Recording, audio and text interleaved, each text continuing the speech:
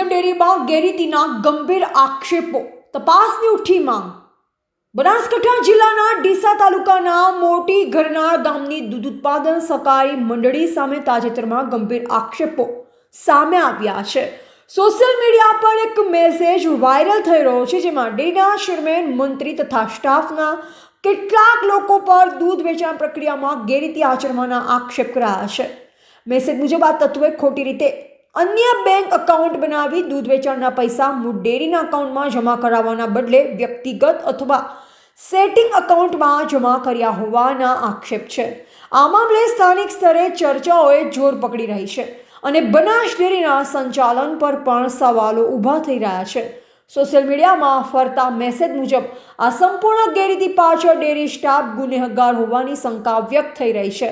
જો આ મામલે સત્તાવાર તપાસ હાથ ધરાશે તો આ વિસ્તારમાં આ વર્ષનું મોટું ડેરી કૌભાંડ રૂપે ઉભરવાની સંભાવના છે તેવા આક્ષેપો કરવામાં આવ્યા છે। આ બાબતે સ્થાનિક ડેરીના મંત્રી સાથે વાત કરતા તેમણે તમામ આક્ષેપો ફગાવ્યા અને પાયાવિહોણા ગણાવ્યા।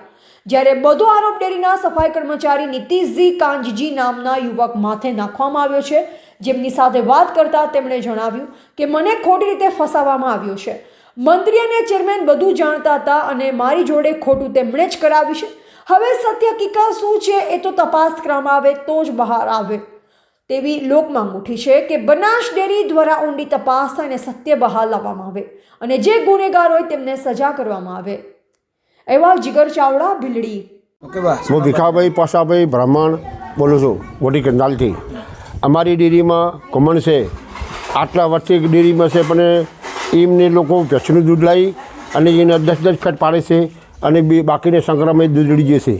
એમ કરતાં કરતાં અમારી ડેરીમાં 70 લાખ રૂપિયા પડ્યા હતા। જ્યારે નાણાંનો જીઆરએમ મંત્રી બ્રાહ્મણ હતો ત્યારે એમ કહી હતો કે ભાઈ તમારી ડેરીમાં 70 લાખ રૂપિયા પડ્યા છે। આ વ્યક્તિ જીઆરએમને એકલા પાસે ડેરીનું કે કોમ બતાવ્યું કે ભાઈ અમે આ 70 લાખનું ડેરીમાં કામ કર્યું છે। ડેરીનું 70 લાખનું ડેરીમાં કામ છેલ્લું નથી, અમે એ સમજાતા। એ વખતે હવે અમારે આ ગામમાં કશું સારા નથી ચાલતા, ફેટ ગામની નુકસાન છે, એટલે અમારે આખી આ કમિટી સરકાર માઈને જો હોભળે તો અમારે આ જે છે એ છોકરો અમારે રહેવા જેવો નથી। નવે છે નવી ચૂંટણી થાય, નવા સભ્યો રહેશો અને નવી અમારે મિટિંગ રચવી છે। એ છોકરો આપણો ગરીબ છે, એ છોકરો એને ઘરે આજે ખાવાય નથી, એને ઘરે રૂપિયા લાવ્યા હોત ને તો કોઈને ભણાય। એ જમાલાજીને કંઈ 9 લાખની ગાડી, 3 માળનો બંગલો, મંત્રીને કંઈ 9 લાખની ગાડી, 3 લાખનો બંગલો, તો બીજા એના ભાઈને ઘરે હોત। એટલે આ છોકરાને કશું નથી, આ છોકરાને છેતરી અને ગોડા જેવું છે જ પાછું, આમ ગોડા જેવું જ છે। અમે કહેતો કે આમ કરશે કે આવું કરશે, એટલે મને ખોટો આરોપ કરી બાપડા છોકરાને ફસાયું છે। બનાસ ડેરીના ચેરમેન માન્ય શંકરભાઈ ચૌધરીને શું કહેવા માગો છો મીડિયા મારફતે? એને હું કહું છું સાહેબ કે આ છોકરાને ખોટું ફસાયો છે। લાલચ આલી કે તને ને કરે તને ગામમાં સામે ઉછળી મેળ છે અને તું ને રે તને ડેરીને કાઢી મેળ છે। આ લાલચ કરીને મને બાપડાને સહી કરાઈ છે, ફસાયો છે। બાબુભાઈ શું કહેશો? સોશિયલ મીડિયામાં આપની સામે આક્ષેપો લાગ્યા છે કૃપાળના। આમાં આક્ષેપો એવા છે સાહેબ કે ખોટી બધી અફાયું છે, બરાબર અમે તો કોઈ જાણતા નથી। આ બી કોઈ ચર્ચા મારશે નહીં, બરાબર। અને બીજું શું છે કે નાના મોટી વસ્તુમાં જે અમારા બનાસ ડેરીનો નિયમ પ્રમાણે જે તે કાર્યવાહી ચાલુ છે।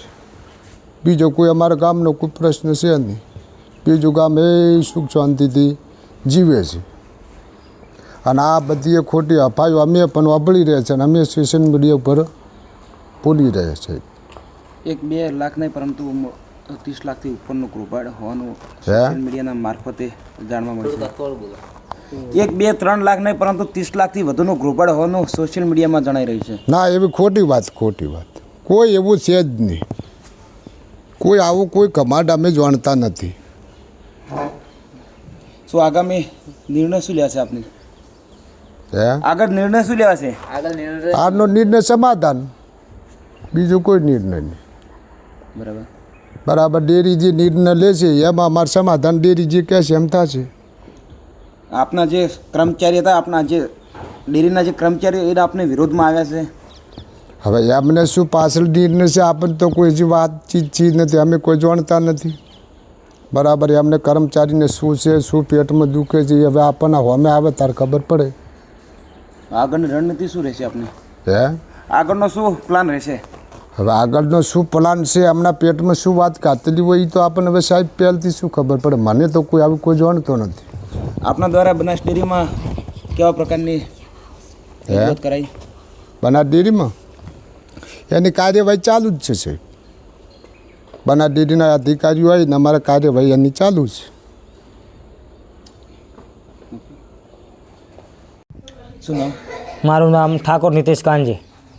કેટલા વર્ષથી ડેરીમાં? હું છેલ્લા 7 વર્ષથી ડેરીમાં નોકરી કરું છું. તો એમાં મારી જવાબદારી એક જ છે કે હું સફાઈ કર્મચારી છું અને આ લોકો મારા પાસે જવાબદારી મારી એક જ સફાઈની છે અને ખોટું બીજું જબરદસ્તી કોમ કરાવતા હતા મારી જોડે અને કૌભાંડ કરાવતા હતા કે તું આ કરને પેલું કરી બધું કૌભાંડ કરાવતા હતા મારી જોડે.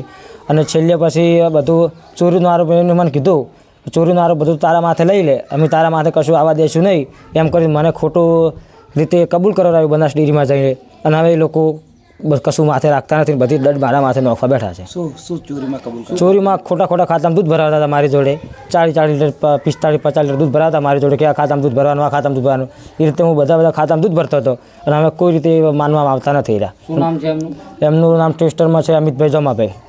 એ પોતે પાસે રહીને મને કરાવતા હતા બધું કામ કે તું આ કર બધું. જવાબદારી એમની હતી પણ એ મને ધમકી દબાણ કરી અને મારા જોડે બધું કામ કરાવતા હતા. આ બધી મંત્રીને અને ચેરમેનને ખબર છે કે પછી નથી ખબર એમને? મંત્રી બી જાણતા, મંત્રી બી ખોટા ખાતામાં ભરાવતા હતા દૂધ મારી જોડે. એ કહેતા કે તું આ ખાતામાં દૂધ ભરી જા. શું નામ છે બાબુભાઈ ગોવાભાઈ એ મંત્રી. ચેરમેનનું? ચેરમેનમાં જમાભાઈ લાલજીભાઈ એ ચેરમેન છે. ચેરમેનનો બાબલો અમિતભાઈ જમાભાઈ એ ટેસ્ટરમાં છે. જવાબદારી દૂધ ભરવાની બધી એમની હતી અને ખોટી રીતે મને મારા પાસે દૂધ ભરાવતા હતા. મંત્રીને ચેરમેન આનાથી અજાણ છે કે એમને જાણ હતી? બધા બધા એકના એક અંદર બધા સામેલ જ છે. અને કેટલા લાખનું ગ્રોબર થયું હોવાનું? હાલમાં તો લગભગ કોને 1200 લીટરની ચોરી પકડાય છે મહિનાની અંદર. દોઢ મહિના 1200 લીટરની ચોરી પકડાય છે. અગાઉ પણ ગ્રોબર થયું? અગાઉમાં તો કૌભાંડ તો ચાલુ જ છે બધું અગત્યનું અંદર ચાલુ જ છે. આગળ બનાસ ડેરીમાંથી તપાસ ટીમ આવેલી છે અહીંયા? આવેલી તે બનાસ ડેરીની તપાસ ટીમ આવી હતી. એમાં પણ કોઈ કૌભાંડ પકડ્યું હતું અને એ પણ દંડ આપેલો હતો. હા, એ કૌભાંડ એમાં પણ એમાં હાથમંત્રીનો જ હતો. મંત્રીનો? હા, એમાં હાથમંત્રીનો હતો કૌભાંડ. આગળ પણ આ રીતેનું આચરેલું છે જ. અને ફરી હવે મંત્રી કૌભાંડમાં પકડાઈ ગયો પછી ચેરમેનને બાબલે બધું આદર્યું. તો આ વખતે તમે પોતાના માથે લીધું છે તો એ તો એમને મને કીધું કે અમે તારા માથે કશું આવવા દઈશું નહીં, તું માથે હાલ બધું લઈ રહે અને બીજું કોઈ બી થાય તો અમે કબૂલી લેશું, તારા માથે કશું આવશે નહીં. એ રીતે મને ખોટી રીતે બનાસ ડેરીમાં જઈ અને કબૂલવરાયું.